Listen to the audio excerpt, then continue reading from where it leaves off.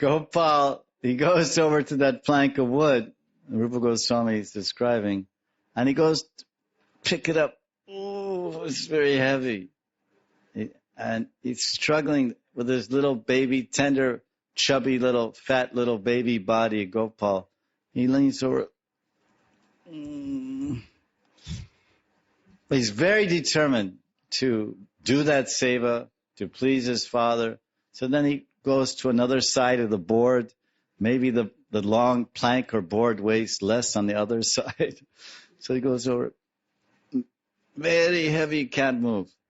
So then Krishna becomes a little unhappy, a little frustrated, because he can't serve his devotee, his father.